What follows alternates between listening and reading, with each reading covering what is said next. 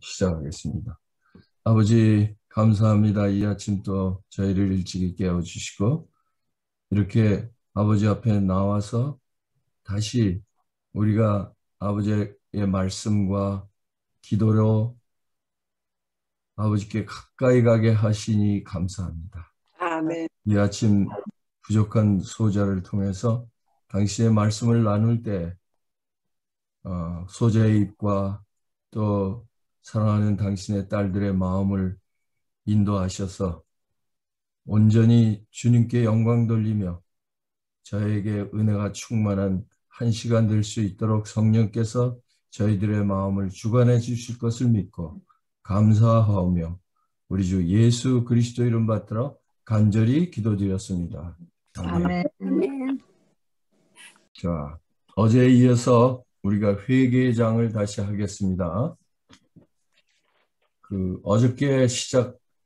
어저께 한 것을 서론적으로 좀 더 말씀을 드리고 하겠습니다. 사람이 어떻게 하나님 앞에 옳은 자가 될 수 있을까?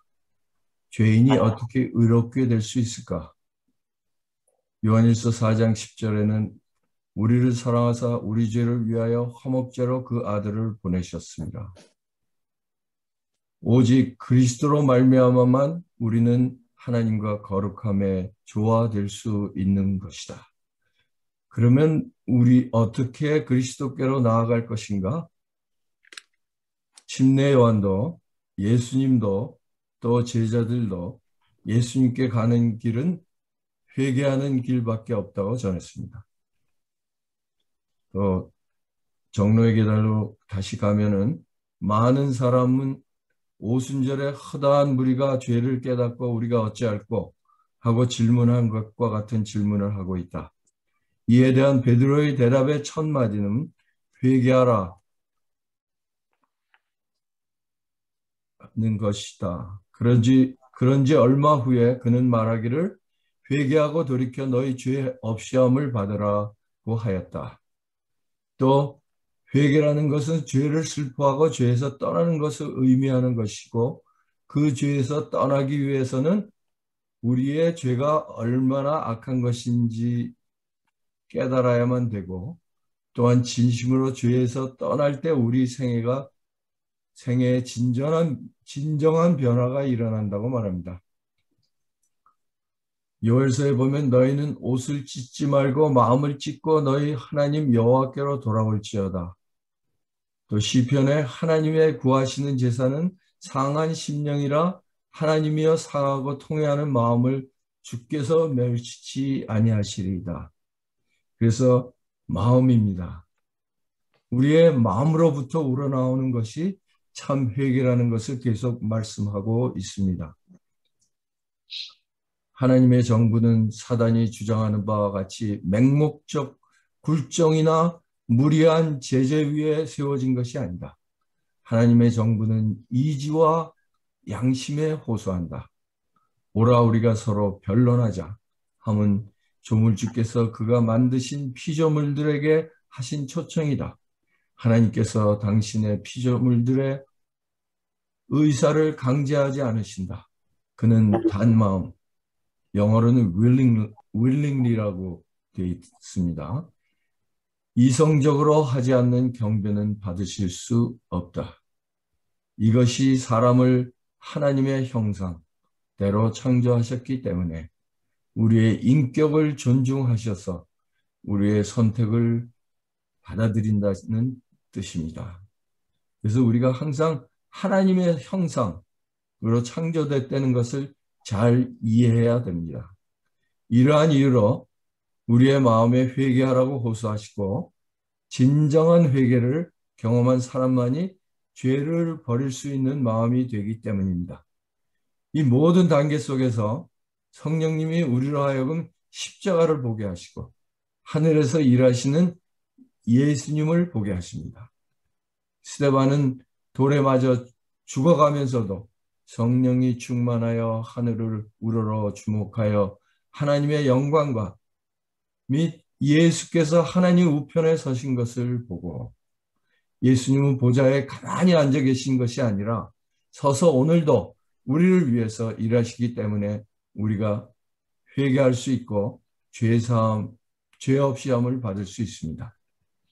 이제 어제 우리가 로마서 7장에 나오는 남편을 가진 여인의 예증을 나누었습니다. 남편은 다름 아닌 내 안에 있는 죄, 즉 악한 자아라는 것을 알았습니다. 그 자아가 예수님과 함께 죽을 때 새 남편인 예수님께로 갈 수 있다는 것을 알았습니다. 만일 우리가 우리 죄된 자아를 자백하면 저는 미쁘시고 의로우사 우리 죄된 자아를 사하시며 모든 불의에서 우리를 깨끗게 하실 것이요. 이 말씀은 우리가 회개한다는 것은 우리의 죄된 자아를 인정하고 우리가 하나님께 돌아갈 때 우리를 모든 불의에서 깨끗하게 해주신다는 말씀입니다. 그 다음 장인 2장에 더 확실히 나옵니다. 나의 자녀들아 내가 이것을 너에게 쓰면 너로 죄를 범치 않게 하려 함이라. 만일 누가 죄를 범하면 아버지 앞에서 우리에게 대언자가 있으니 곧 의로우신 예수 그리스도라. 하나님의 용서는 단순히 우리를 정죄해서 면하게 해주는 사법적 행위가 아니다. 그것은 죄를 용서할 뿐 아니라 죄로부터 완전히 돌아서게 한다. 마음을 변화시키는 것은 구원하는 사랑의 표현이다.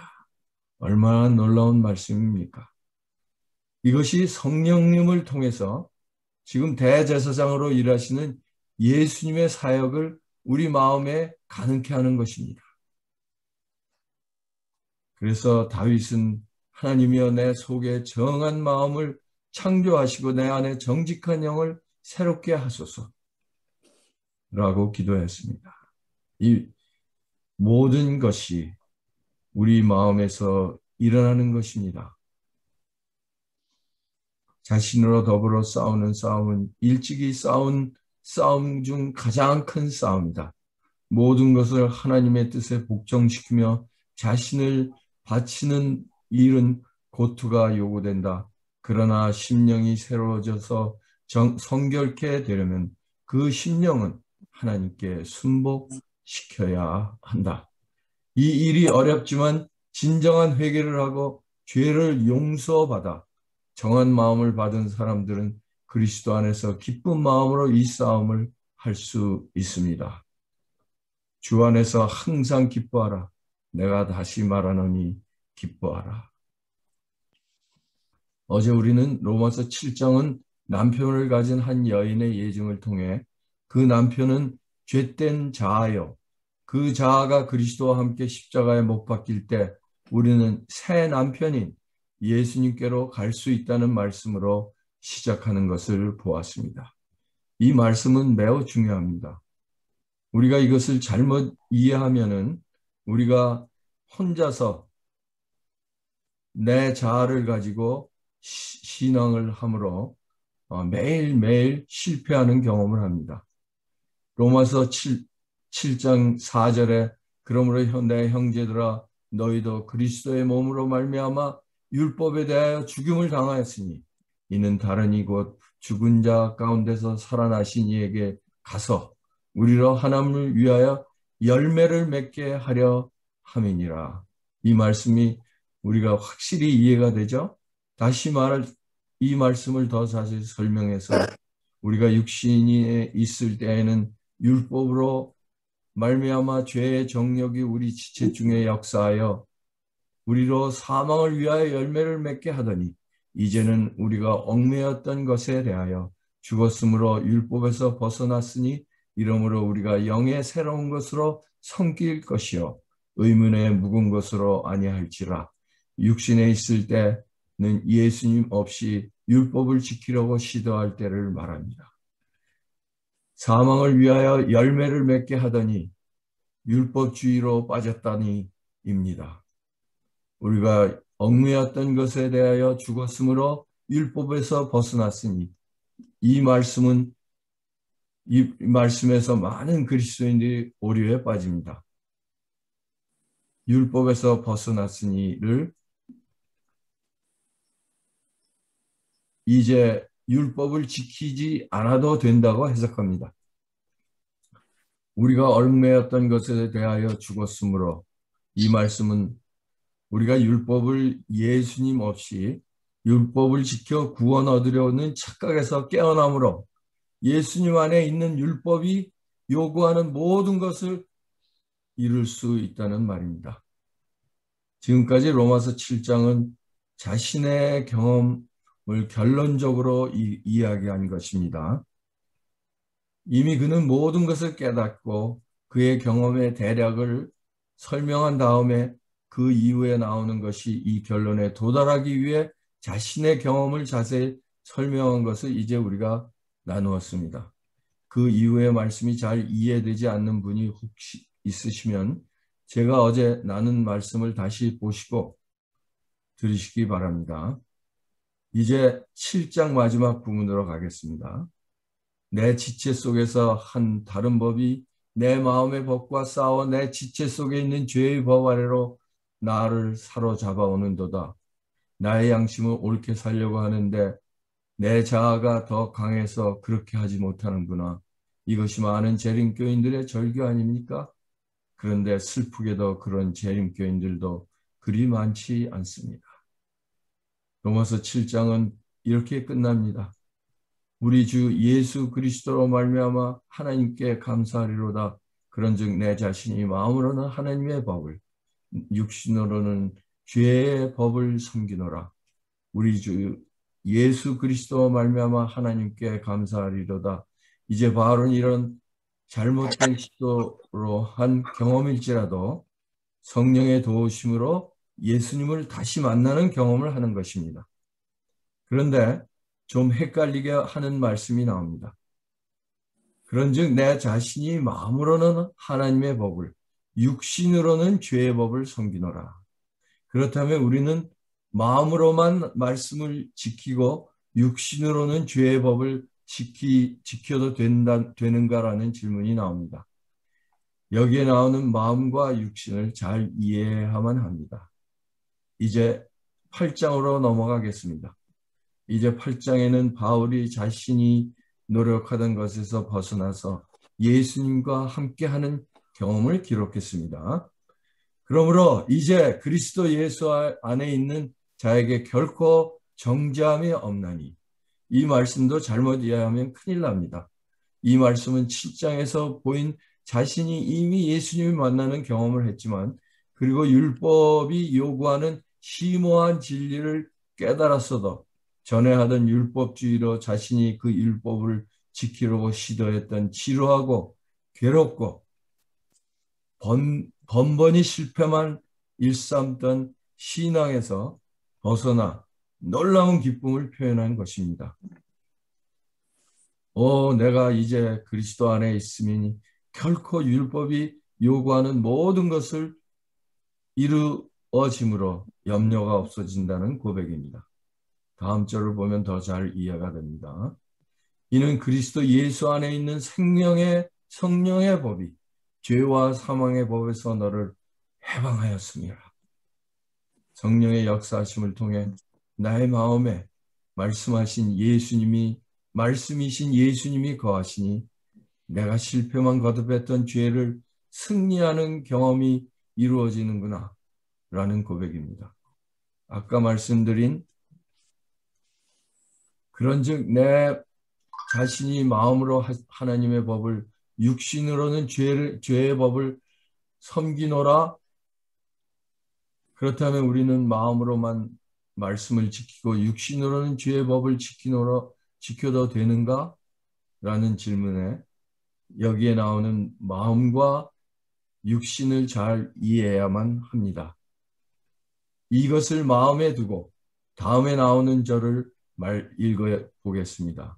여기에 나오는 마음은 우리가 이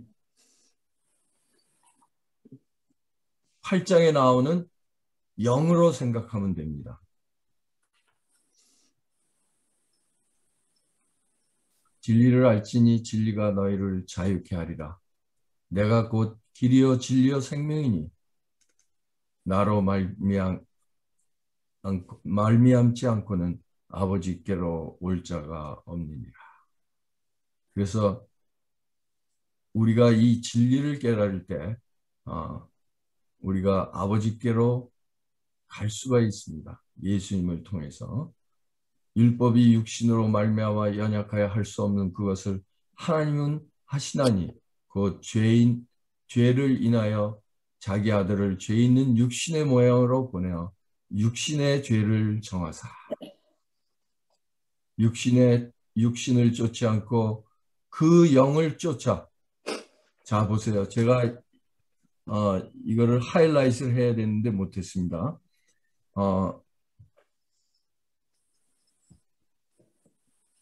제가 잠깐 말씀드리면 제가 이것을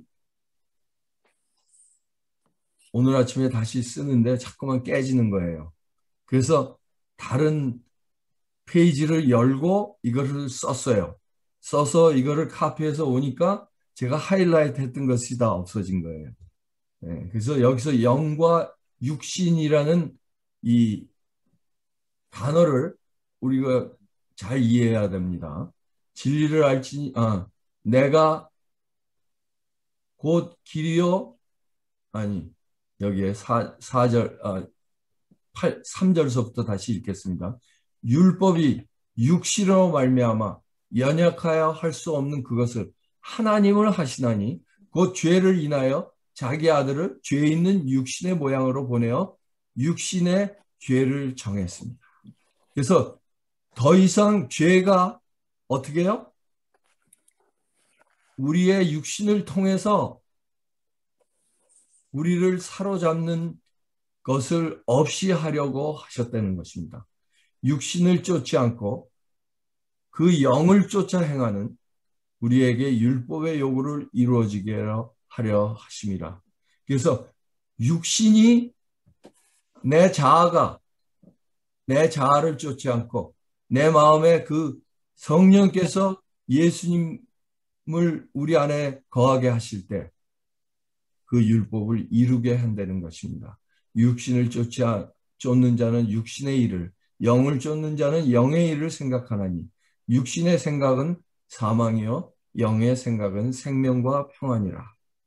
육신의 생각은 하나님과 원수가 되나니 이는 하나님의 벌에 굴복치 아니할 뿐 아니라 할 수도 없습니다. 육신에는 있는 자들은 하나님을 기쁘게 하실 수 없느니라.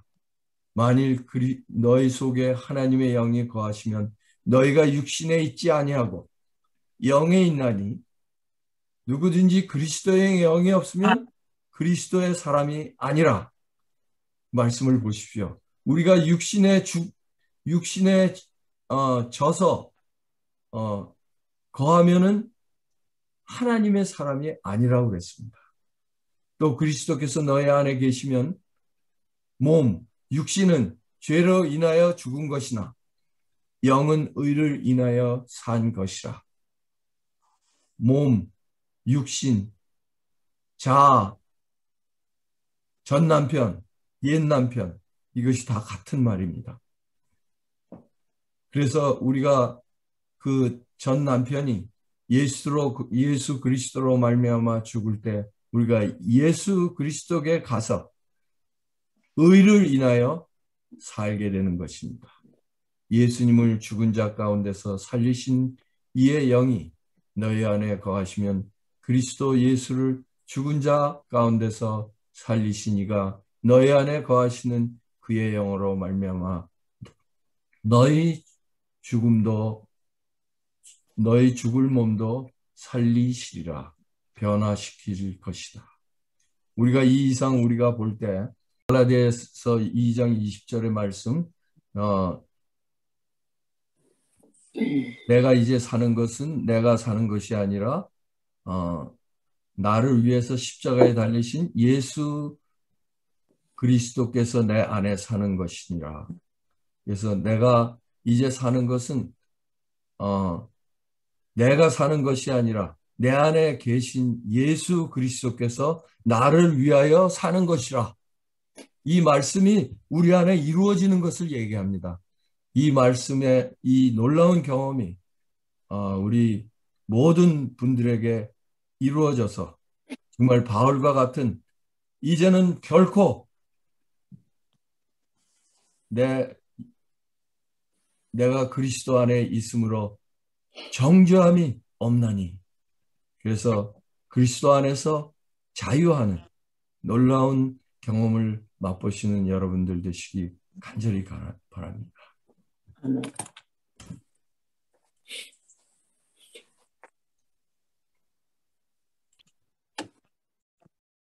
아버지 감사합니다.